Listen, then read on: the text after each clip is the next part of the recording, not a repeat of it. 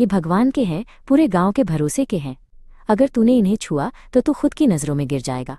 पत्नी रोते हुए बोली, रमेश सोच मत, ये वक्त सोचने का नहीं है, हमारी बेटी मर जाएगी। उसके शब्दों में डर और लाचारी थी। रमेश की आंखों में आंसू आ गए। उसने बेटी का गर्म माथा छुआ, फिर थैले को कसकर पकड़ा। नहीं, मैं ये पैसे नहीं छू सकता। पत्नी गुस्से से चीख पड़ी, तो देख लेना, अगर कुछ हो गया ना, मैं तुझे कभी माफ नहीं करूंगी। रमेश बाहर निकल पड़ा।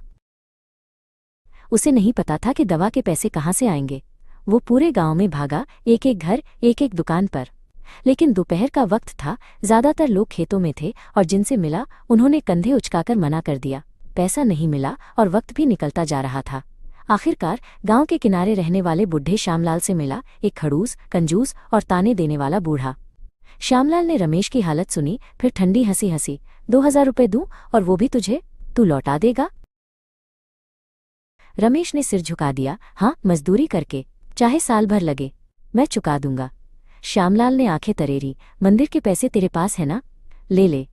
वैसे भी तेरे जैसे गरीबों के लिए भगवान ने पैसा क्या रखा है?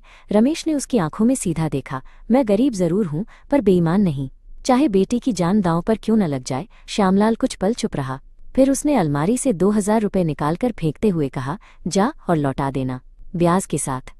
रमेश ने कांपते हाथों से नोट उठाए और सीधा दवा की दुकान भागा। दवा लेकर घर लौटा, पत्नी को दी और बेटी को दवा पिलाई। रात का वक्त था। बेटी ज्योति का बुखार धीरे धीरे उतर रहा था। पत्नी ममता का चेहरा भी थोड़ा शांत हुआ, लेकिन आंखों में चिंता बाकी थी। रमेश ने थैले को अपने पास रखा और सोचा, कल सुबह होते ही ये पैसे मंदिर में पंडित जी को दूंगा और फिर श्यामलाल का कर्ज चुकाने के लिए दिन रात मेहनत करूंगा। कुछ दिन बाद गांव की चौपाल में पंचायत बुलाई गई।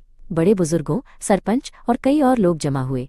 सरपंच ने सभी के सामने कहा, गांव में हमने कई बार चोरी चकारी, झगड़े और लालच देखा है, लेकिन रमेश ने हमें याद दिलाया है कि इंसानियत और ईमानदारी अभी जिंदा है।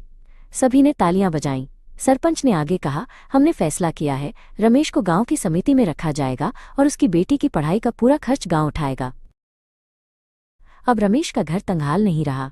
नई गाय से दूध का कारोबार चल निकला और शहर से आए सज्जन ने उसका खेत भी सुधरवा दिया। पत्नी के चेहरे पर अब चिंता की जगह मुस्कान थी और बेटी स्कूल में अच्छे अंक लाने लगी। पर सबसे बड़ी बात, गांव के बच्चे अब रमेश को एक आदर्श मानने लगे। जब भी स्कूल में ईमानदारी पर निबंध लिखने को मिलता, बच्चे कहते, हम रमेश चाचा की कहानी लिखेंगे। धीरे धीरे रमेश का नाम सिर्फ गांव में नहीं बल्कि आसपास के कस्बों में भी फैल गया।